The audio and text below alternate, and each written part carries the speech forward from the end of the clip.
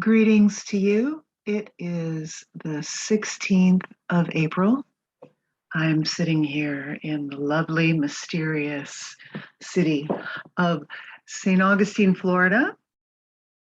This is Medusa Was Framed, and my name is Joyce. Tonight, I would like to revisit a subject from a video I just made about Dixieland Park, which was a trolley park in Jacksonville, Florida. Jacksonville being about an hour north on the east coast of Florida from me, our very big city. In that video, I discussed one of the most unique things about Dixieland Park for the region, and that was the infantorium, the premature babies in incubators show. The man who was responsible for that exhibit is the man you're looking at here, Martin Couney. And I decided to do a little bit more digging. He did not just create the infantorium at Dixieland, but quite a few, and had quite an impact over time. So, as I have been doing lately and find useful, I'm going to turn on the slideshow and just give you the details and then go back image by image and talk about each frame. So I'm going to do that now. Let's put that on slideshow. Okay.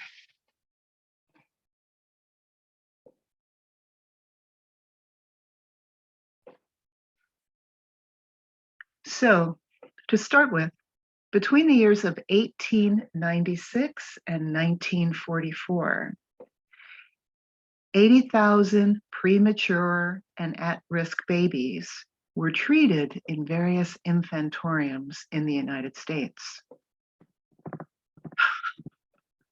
It's a lot to consider. A lot to consider. In the 1880s in America, babies were still born at home, and it appears that 1 in 5 died before reaching childhood. Over 75% of noted premature babies died. And it didn't appear that in America there were any doctors that were raising any concerns about that or offering any solutions. Now, in France, in 1890, there was a doctor by the name of Alexandre Léon who had the idea to take incubators that were used for chicks and for other premature farm animals, and to do something with them for babies. So what he did is he took a couple of incubators that were designed for farm animals, installed a viewing window on the front door, filled them with babies, and set up an exhibition at the Berlin Industrial Expo. It was basically an incubator with a pipe beneath it with warm water and ventilation. And it was a massive hit. No one had seen anything like that before, the concept of baby incubators. And it appears that it was such a hit and so influential that a drinking song came out of it. And I apologize in advance to any German speakers. De Kinder Brüllstadt, meaning the child hatchery, was apparently this German drinking song. So now there was more than one carnival showman that saw Dr. Léon's exhibit and thought that that was a great idea to bring to America. So they purchased knockoffs of his inventions. You got to wonder about knockoffs at the turn of the century. Right? How crappy could that have been? Anyway, so shysters, always looking for something new, purchased these knockoffs that, of course, cost much less than what Dr. Leon's would have, and invested in the buildings and the exhibitions, and were bringing in a lot of money, but their babies didn't do very well because they really had no skills. They had no impetus to save the baby. They really weren't interested, and they lost money very quickly. People kept coming. The babies were not thriving. Enter Martin Couney. He is not a doctor.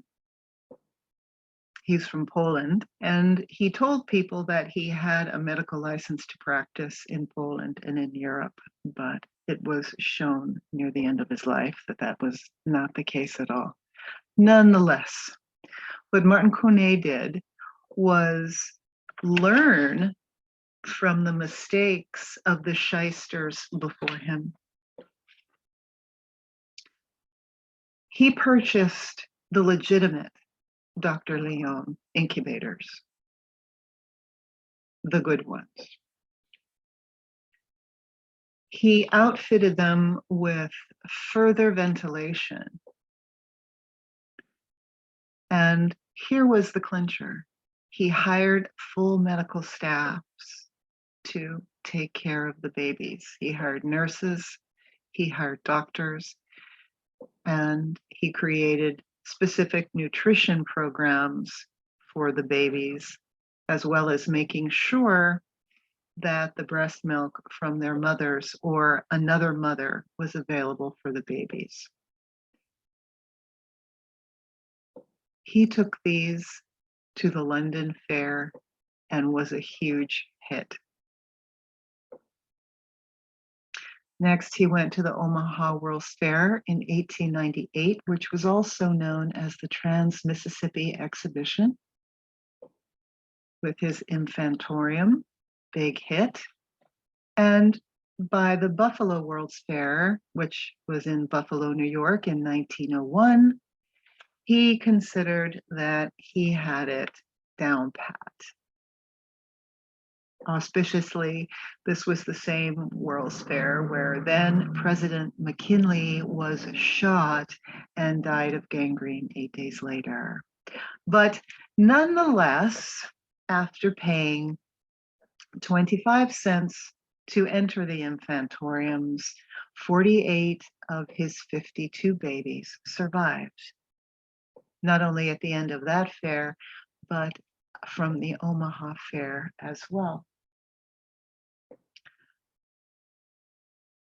So back in this time, the hospitals didn't include incubators or really have any concern for premature or at-risk babies. The attitude being that if they were weaklings and couldn't survive childbirth, that they were supposed to die. Once Martin Couney started really making money, he offered his modified incubators to hospitals in every city where he had a show, but no one wanted them. No one cared. Fact of the matter is that in 1910, every city of 20,000 or more had some kind of an amusement park, and either from Couney or one of the other shysters, most of them had infantoriums. It proved more effective, efficient, and practical for parents with at-risk children, babies, to simply take them to the park. Couney didn't charge the parents who brought the babies. He took care of their babies for them happily. He charged the attendees 25 cents to get in, which apparently they most happily paid. And that entrance fee on top of any fee for the park took care of the medical staff and all the supplies that they needed.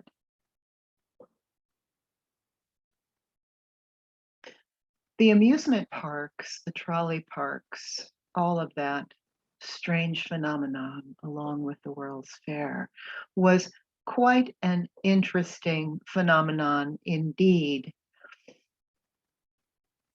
These parks could draw a quarter of the population on a weekend. They were quite the thing.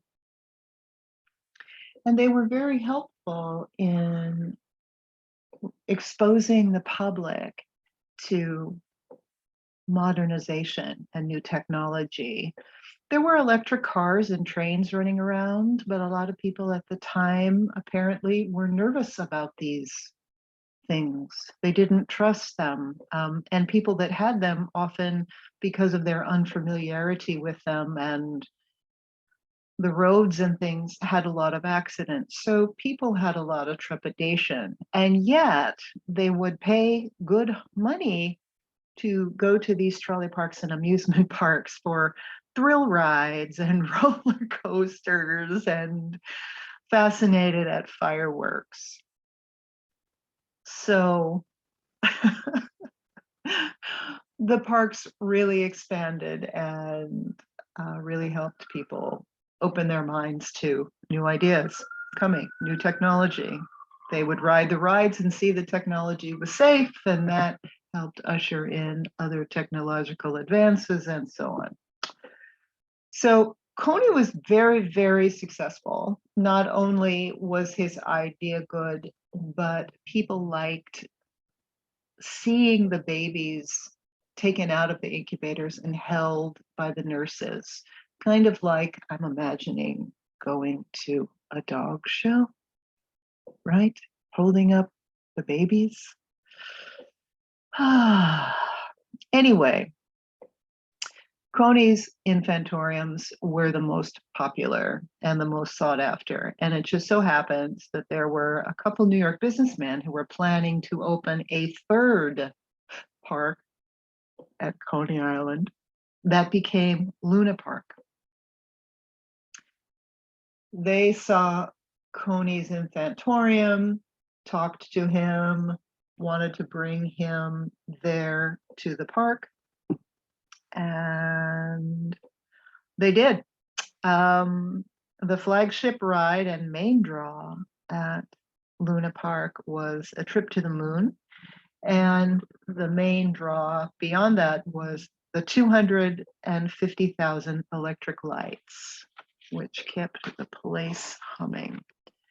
So when they opened Luna Park, the very center of the park, surrounded by the rides, was Couney's infantorium.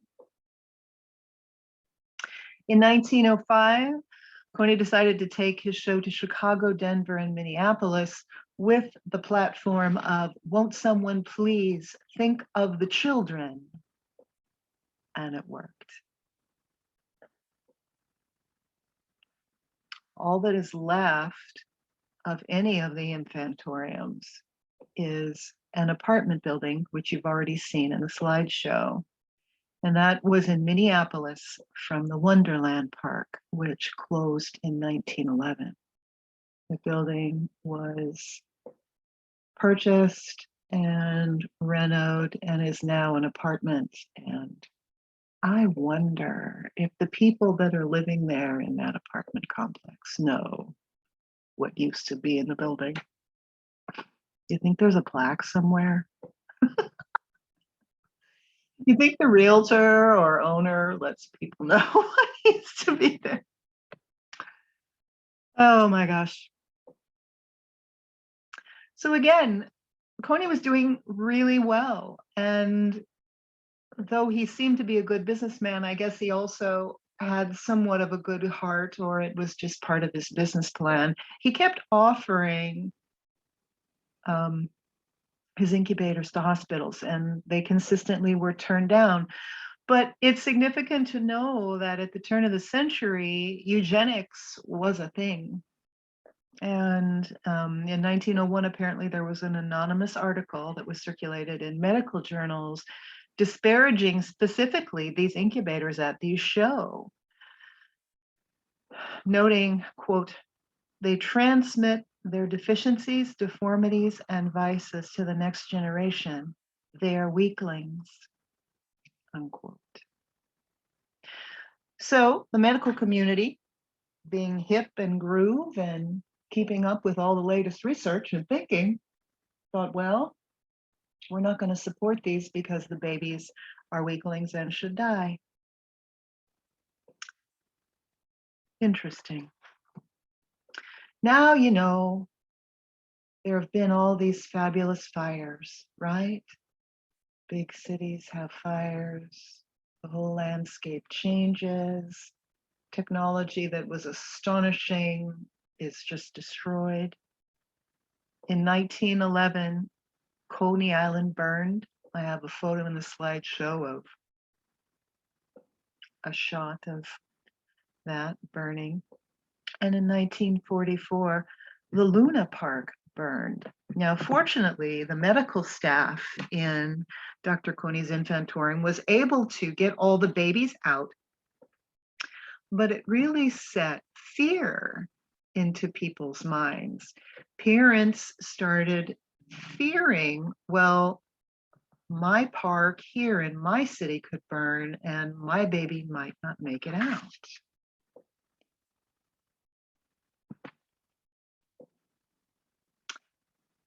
In 1933, when Couney got to the Chicago World's Fair, he was greeted by a sympathetic doctor by the name of Dr. Julian Hess, who was very supportive of the exhibit at the fair, but also the work that Couney actually was doing with the children and helping to educate the parents. He was very supportive and very demonstrative in talking to the medical community about the value of this work. The fair ran for 2 summers, and the second summer, there was a reunion walk where the mothers whose babies had been saved by the incubators the summer before were paraded in a march to show everyone at the fair. And that went over very well, very, very well. To the extent that when the fair closed, Chicago became the first city to implement public health policy for premature babies. And Dr. Julian Hess became known as the father of American neonancy. In the 1940s, Coney Island Park was the last park with an infantorium, and Beth Allen was the last baby, or one of the last babies, that Martin Coney treated. In 1943, New York Hospital opened the city's first preemie department. And after that happened, Coney, who was living in New York, realized that his infantorium effort had come to an end. So he closed the last park. And a number of sympathetic doctors, like Dr. Hess, kept funding Coney, who had spent all of his money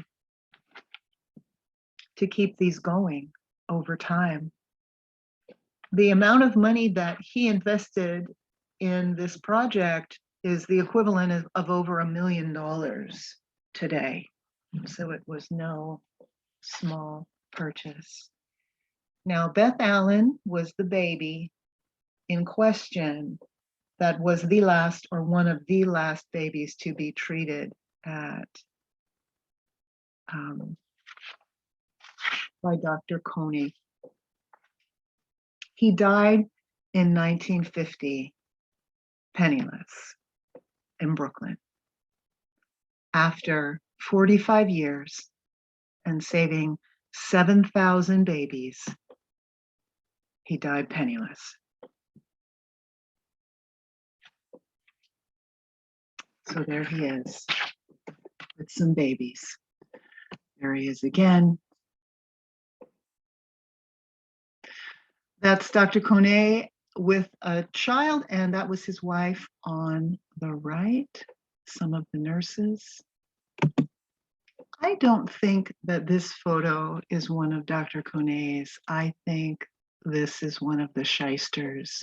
I just get a really bad feeling about this one. Yeah, this one does not seem professional. It looks like a sideshow attraction. He made the effort to build buildings that looked like medical buildings. So this was a shyster. So if you look on the bottom, you can see that this one was signed by his wife, Hildegard Couney. And this is letting us know that Catherine Ashe in 1940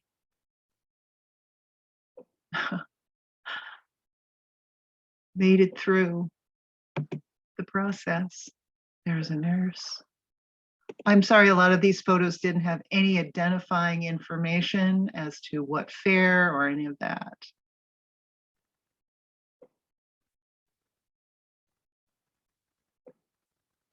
Baby incubators. Hygienic daycare for children. Fascinating. Life begins at the incubator. So that's Dr. Julian Hess.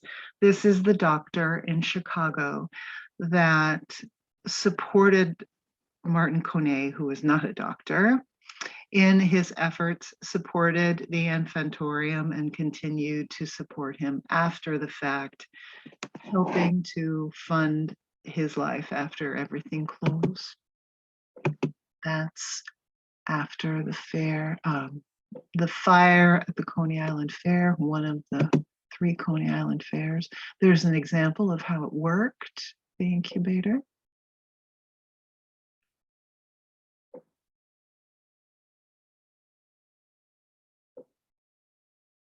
Some of these photos, some of you will recognize from my other video. I transferred them over. So this is what is left of the Infantorium, to my knowledge, anywhere. This was the Infantorium at Wonderland in Minneapolis. Now a hotel, not a hotel, excuse me, an apartment building. Morbid. And that is Beth Allen. That's her obituary photo. The last or one of the last premature babies that was taken care of by Dr. Couney. And she is noted as passing away at age 90. So bless her soul, bless her heart. Just some wonderful shots.